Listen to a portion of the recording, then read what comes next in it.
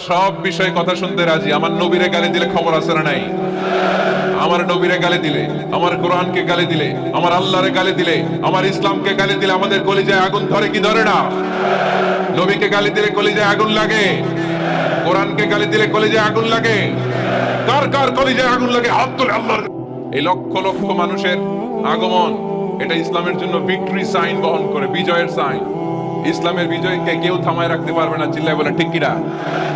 তুমি ইসলামকে চোখ রাঙানি দাও, তুমি কোরআনকে চোখ রাঙানি দাও, তোমার এই খবরদারিকে মুহূর্তের মধ্যে বন্ধ করে দিতে পারে কে? যারা ইসলামের বিজয়ের পথে আসবে তাদের জীবনকে উজালা করবে কে? আর যারা ইসলামের বিরুদ্ধে ষড়যন্ত্র করে তাদের সাথে আমাদের কোনো সম্পর্ক। আমরা ইসলামের জন্য আমাদের জীবন দিতে প্রস্তুত। চিল্লায় বলেন ঠিক কিনা? আমাদের জান মান কুরবান করতে প্রস্তুত। চিল্লায় বলেন ঠিক কিনা? সকল ষড়যন্ত্রের বাধাকে ছিন্ন করে কালিমার পতাকা উঠানোর জন্য আমরা প্রস্তুত। চিল্লায় বলো ঠিক কিনা?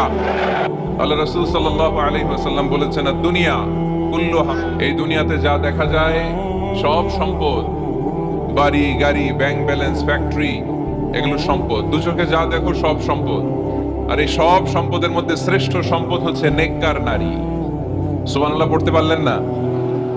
এই দুনিয়ার যত সম্পদ আছে সব সম্পদের মধ্যে শ্রেষ্ঠতম সম্পদ হচ্ছে নেককার নারী, যেটা টাকা দিয়ে কেনা যায় না।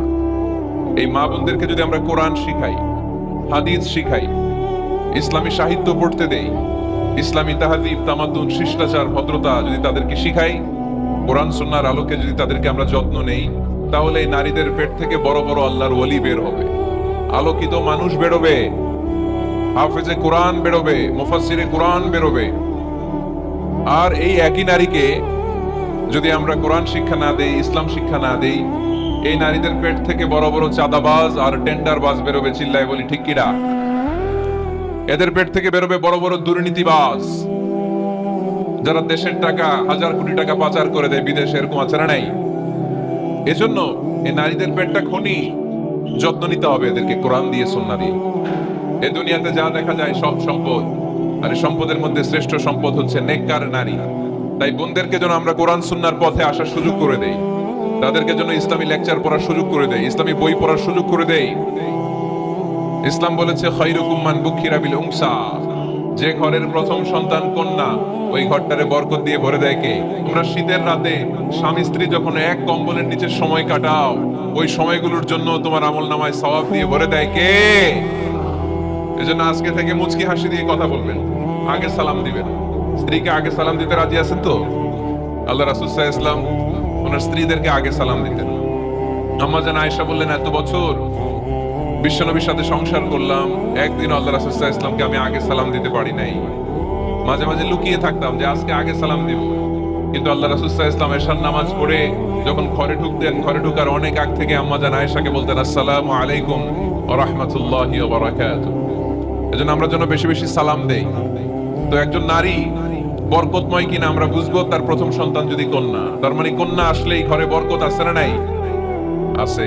এরপরে এই কন্যাকে যখন আপনি শিক্ষাদান করবেন, ভালো পাত্রের হাতে তুলে দিবেন, তখন ওই কন্যা বাবার জন্য জান্নাতের দরজা খুলে দেয়। সুবহানাল্লাহ পড়তে পারলেন না? এরপর সে যখন কারো স্ত্রী হয়, তার কাছ থেকে আল্লাহ তাআলা সার্টিফিকেট নেয় স্বামীর ব্যাপারে।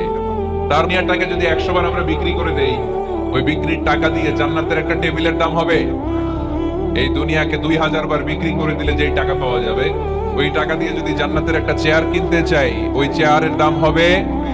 তাহলে যে মায়ের 2টা পায়ের নিচে আল্লাহর 8টা জান্নাত পড়ে আছে, ওই 8টা জান্নাতের ওই পা 2টার দাম কত? এজন্য মা বাবা যাদের বেঁচে আছে, আমরা যেন মা বাবার কাছ থেকে দোয়া নেই। পীর সাহেবের কাছে যদি দোয়া নিতে যান, দোয়া কবুল হতেও পারে, নাও হতে পারে।